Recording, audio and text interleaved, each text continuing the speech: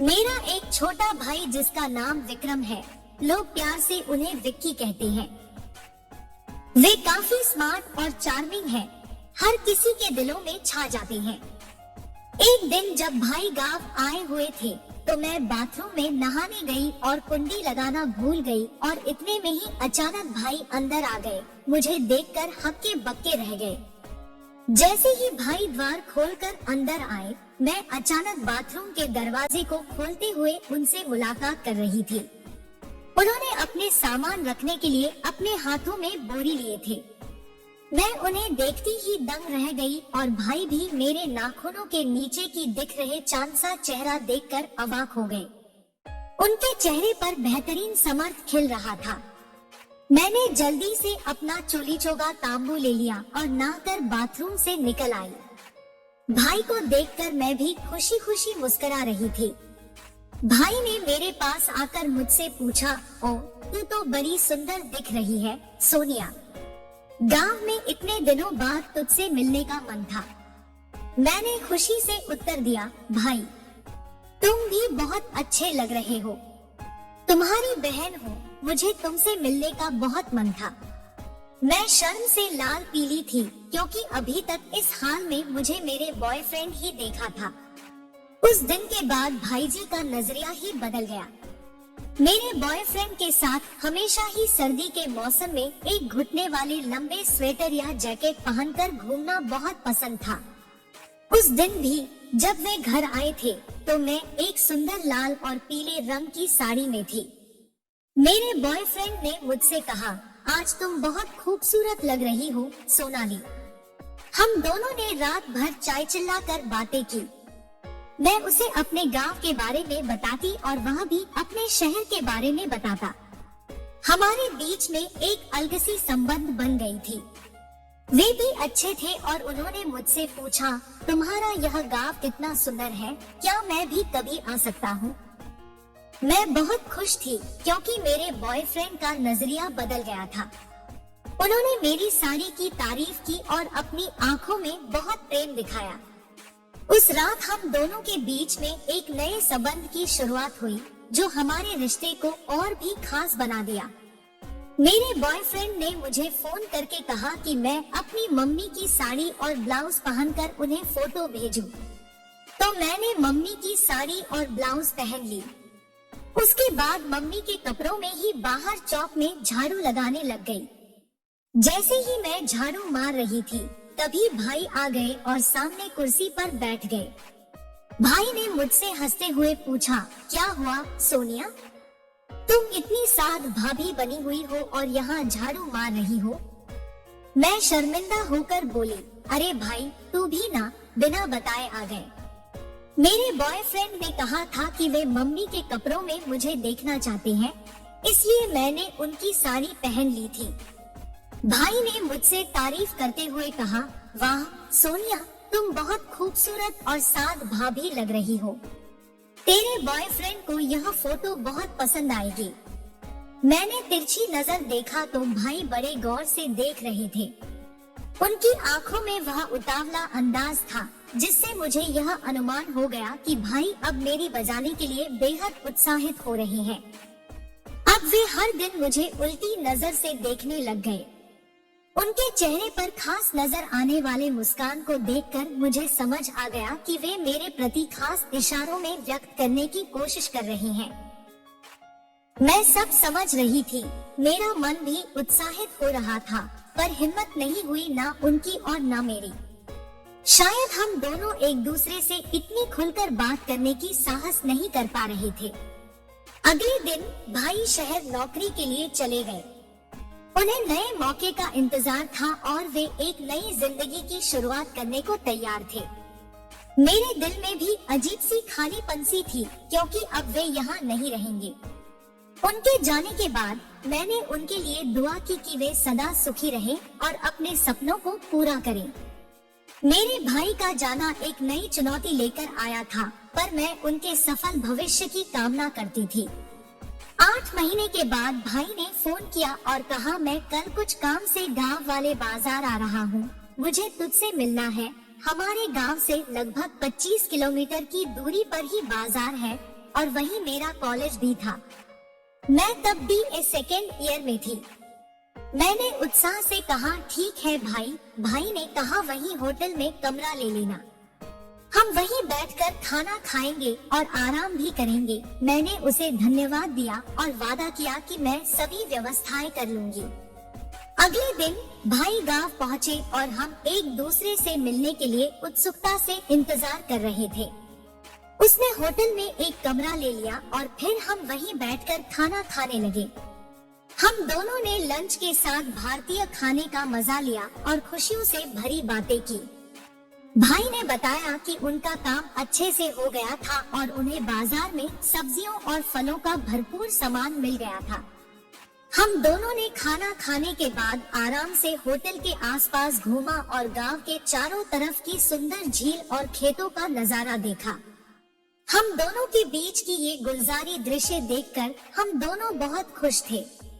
अगले दिन मैं उत्साहित होकर बाजार की ओर निकल पड़ी। पहले मैंने कॉलेज पहुंचा और वहां से बाहर निकली। उसके बाद मैं होटल की तरफ चली गई और रूम बुक की कोशिश की, परंतु बड़ी दुखद बात थी कि मुझे कहीं भी रूम नहीं मिला। मैं 2 घंटे तक पूरे बाजार में रूम ढूंढती रही, पर कहीं भी अवेलेबल रूम नहीं मिला। अब समय था सुबह के 11 बजे। इतने में भाई भी आ गए। मैंने भाई से कहा, कहीं भी रूम नहीं मिला, तो भाई ने प्यार भरे अंदाज में कहा, कोई बात नहीं। फिर हमने एक दुकान में चाय पी और पकौड़े खाए। उसके बाद हमने बाजार में ऐसी जगह तलाशना शुरू की जहां कोई आता जाता नहीं था, पर ऐसी जगह कहीं नहीं मिली। फिर भाई की नजर सामने की पहाड़ी पर पड़ी। वहां से एक रास्ता था जो ऊपर किसी गांव की तरफ जा रहा था। भाई ने उत्साह से कहा, चल वहां चलते हैं, वहां कोई नहीं आएगा। हम दोनों ने वह रास्ता चुना और आगे बढ़ने लगे। रास्ते के चारों ओर शांति छाई हुई थी, जैसे कि समय भी वहां ठहरा हुआ था। सौंदर्य से भरी प्रकृति ने हमें मोह लिया था। हम आराम से चल रहे थे और मन कुछ खुले हवाओं के आनंद में लिपटा हुआ था। मैं उसने दिन हल्के नारंगी का कुर्ता और सफेद रंग का सलवार पहन रखा था और भाई ने नीले रंग की कमीज और नीले रंग की जीन्स पहनी हुई थी। उस दिन मैं हल्के नारंगी का कुर्ता और सफेद रंग का सलवार पहन रखी थी और मेरे भाई ने नीले रंग की कमीज और नीले रंग की जीन्स पहनी हुई थी। वह दिन बहुत सुंदर था। हम दोनों ने मिलकर एक दूसरे को तारीफें की। मेरे भाई के नीले कपड़े उसके चेहरे को और भी खूबसूरत बना रहे थे और मैं के स्टाइल में नारंगी कुर्ते में वह मुस्कान थी जो सभी को प्रिय थी। हम दोनों ने वह दिन मिलकर एक दूसरे के साथ बहुत मस्ती की और यादें बनाई। अब वे बड़े गौर से देखने लगे। मैंने कहा, क्या देख रहे हो भाई? भाई ने पहले छुपाने की कोशिश की, पर जल्द ही खुलकर वे हिम्मत करके बोल दिया, कुछ नहीं। मैंने फिर से पूछा, कुछ तो देख रहे हो? तो इस बार भाई ने हिम्मत करके कह ही दिया, तेरे सीने को देख रहा हूँ। मेरे भाई की इस बात को सुनकर मुझे थोड़ी सी हकीकत समझ आई। उन्होंने खुद को अपनी भाई भावना से बाहर रखने की कोशिश की, पर उनके आंखों में छुपी चिंगारी को मैं भी अनदेखा नहीं कर सकती थी। हमारे बीच एक गहरा रिश्ता था जो शब्दों में न तो बयां हो सकता था और न ही समझाया जा सकता था।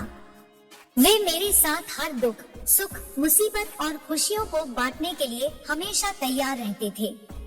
मैंने भाई को एक झप्पी दी और कहा, तू मेरा सबसे प्यारा भाई है। उनके चेहरे पर खुशी का नजारा छा गया और उन्होंने भी मुस्कुरा दिया। हम दोनों को बिना शब्दों के बिखरने वाली खुशियाँ समझ आ गई। हमारे बीच एक अनबिंदित रिश्ता था जो कभी टूटने वाला नहीं था। हम एक दूसरे के साथ हर समय रहने की इच्छा रखते थे, क्योंकि हम एक दूसरे के लिए अनमोल थे। इतने में जब उस रास्ते पर 2 औरतें और एक मर्द गुजरे तो मेरा भाई झट से अपना हाथ हटा लिया। शायद उन लोगों ने हमें नहीं देखा। उनके जाने के बाद मेरे भाई ने दोनों हाथ मेरे गालों पर रखकर मेरे गुलाबी ओठों को चूसना शुरू किया। उन्होंने मेरे फूल से ओठों को भी बहुत प्यार से चूसा। मैं भी उन्हें प्यार से किस करना शुरू किया। हम दोनों के बीच यह प्यार भरा मोमेंट हमें खूबसूरत लग रहा था।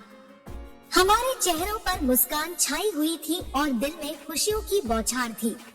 हम एक दूसरे के आंचल में खो गए थे और वह समय थम गया था। यह एक अनमोल पल था जो हम सदैव साथ रखना चाहते थे। वह रोमांटिक और प्यार भरा पल हमारे दिलों के गहराइयों में बस गया था।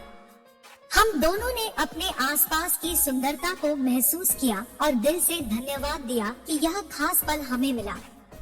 हमारे प्यार भरे किस्से दोनों के दिलों में नए जिंदगी के संग खुदाई करने लगे। वह अनमोल समय हमारे जीवन में एक चमकता हुआ सितारा बन गया और हम दोनों ने सोचा कि हम इस प्यारी सी कहानी को सदैव यादगार बनाए रखेंगे। उसके बाद भी वहाँ पर कुछ हुआ, वह अगली कहानी में जरूर लिखूंगी। हमारी जिंदगी अनगिनत किस्सों से भरी होती है और एक कहानी के बाद अगली कहानी का इंतजार हमेशा उत्साहित करता है। वह समय भी अद्भुत था जब हम दोनों भाई बहन खिलखिलाकर हंसते हंसते उस पल को भूल गए थे। उस दिन की खूबसूरत यादें हमें हमेशा याद रहेंगी। हमारी एक दूसरे के साथ बिताई गई वह बातें और आंचल से लिपट कर गुजरे वह पल हमारे दिल को चुने जाते हैं। हमने आपसी विश्वास और सम्मान से आपसी बंधन को मजबूत किया था। दोस्ती और प्रेम का यह अनमोल संबंध हमें जीवन की हर चुनौती से सामना करने में सहायता प्रदान करता रहा। उस दिन की वह कहानी एक अनोखी याद बन गई, जिसे हम दोनों भाई बहन अपने दिलों में संजो कर रखेंगे। हमारी जिंदगी अब अगले पन्नों पर आगे बढ़ रही है और हम एक दूसरे के साथ हर समय जुड़े रहेंगे। हमारे बीच की प्रेम भरी रिश्ता हमें हमेशा सबल रखेगा, चाहे जीवन की कितनी भी मुसीबतें आए। मैं आप सभी से यह निवेदन करती हूँ कि आप भी अपने अनमोल रिश्तों को समय देकर मजबूत बनाएं और हर पल का आनंद उठाएं। जीवन की हर कहानी खूबसूरत है और हम आप सभी से इन सुंदर किस्सों को साझा करने की अपील करते हैं। तो दोस्तों, ये थी हमारी आज की कहानी। आपका क्या कहना है इस कहानी के बारे में? कमेंट करके हमें ज़रूर बताएं। वीडियो को लाइक कर दीजिए और चैनल को सब्सक्राइब करके घंटी को दबाकर ऑल पर सेट कर लीजिए ताकि आने वाले वीडियो आपको तुरंत मिले। मुझे दीजिए अगली वीडियो तक इजाज़त। तब तक के लिए धन्यवाद।